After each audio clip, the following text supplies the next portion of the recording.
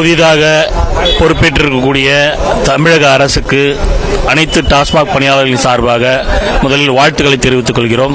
நேற்று எங்களுடைய துறையான மதுவிலக்கு ஆயத்தீர்வைத்துறைக்கு பொறுப்பேற்றிருக்கக்கூடிய கிணத்துக்கடவு சட்டமன்ற உறுப்பினர் திரு மாண்புமிகு விக்னேஷ் அவர்களுக்கும் வாழ்த்துக்களை தெரிவித்துக் கொள்கிறோம். இந்த அரசு பொறுப்பேற்ற நாள் முதல் மதுபான கடைகளில் பணியாளர்கள் பணி செய்ய இயலாத ஒரு கடுமையான சூழலை எதிர்கொண்டு வருகிறோம். மதுபானங்களை கூடுதல் விலைக்கு விற்பனை செய்வதாகவும் இரவு 10 மணிக்கு மேல் கடைக்குள் இருப்பதாகவும் புகார்கள் தொடர்ந்து கூறப்பட்டு விர்ச்சுவல் வாரியர்ஸ் உட்பட அரசு ஆளக்கூடிய தாவேக்கனர் உட்பட பல குடிமகன்கள் கடைக்குள் புகுந்து தாக்குவது, வீடியோ எடுப்பது, புகார் செய்வது இது போன்ற நிகழ்வுகள் தொடர்ந்த வண்ணமாக இருக்கிறது. இதனால் டாஸ்மாக் கடைகளில் பணிபுரியக்கூடிய பணியாளர்கள் பாதிப்பு என்பது நாளுக்கு நாள் அதிகரித்துக் கொண்டே வருகிறது. இதனுடைய உச்சகட்டமாக சட்டம் ஒழுங்கு காவல்துறை இரவு 10 மணிக்கு மேல் கடைகளில் இருக்கக்கூடாது, கூடுதல் விலைக்கு விற்பனை புகார் என்றால் வழக்கு பதிவு செய்வோம் என்று ஒவ்வொரு மாவட்டத்தில் இருக்கக்கூடிய மாவட்ட கண்காணிப்பாளர்கள் அறிக்கை விடுகிறார்கள். 2 மாவட்டங்களில் எங்களுடைய பணியாளர்கள் கைதும் செய்யப்பட்டு புகார் பதிவு செய்யப்பட்டுள்ளது. டாஸ்மாக் துறையில் புகார் தவறுகள் நடந்தால் டாஸ்மாக் துறையில் புகார் கொடுத்து நடவடிக்கை எடுக்க வேண்டுமே தவிர தண்டெழுச்சியாக இவர்களே கடைகளில் புகுந்து தாக்குவது, வீடியோ பதிவிடுவது, வேலை செய்ய விடாமல் தடுப்பது இது போன்ற நிகழ்வுகள் தொடர்ந்து நடந்து வருவது இது அரசுக்கு அவப்பெயரை ஏற்படுத்தும்.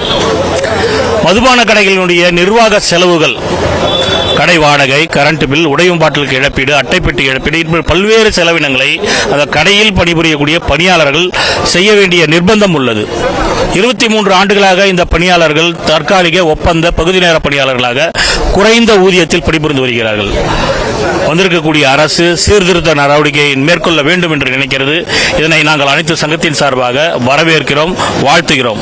நாங்கள் அவர்களோடு ஒத்துழைக்க தயாராக இருக்கிறோம். எங்களோடு கலந்து பேசி எங்களை பணிநிரந்தரம் செய்து அண்டை மாநில கேரளாவில் இருக்கக்கூடிய அரசு மதுக்கடை ஊழியர்களை போல பணிநிரந்தரம் செய்ய அவர்களுக்கு உரிய ஊதியத்தை கொடுத்து இந்த நிர்வாக செலவுகளை அரசை ஏற்றுக்கொண்டு ₹1 கூட கூடுதல் விலைக்கு விற்கக்கூடாது, விற்றால் டிஸ்மிஸ் என்ற உத்தரவு வழங்குவதற்கு இந்த அரசு முன்வர வேண்டும் என்று தமிழ்நாடு இருக்கக்கூடிய அனைத்து டாஸ்மாக் தொழிற்சங்கத்தின் சார்பாக வலியுறுத்தி கேட்டுக்கொள்கிறோம்.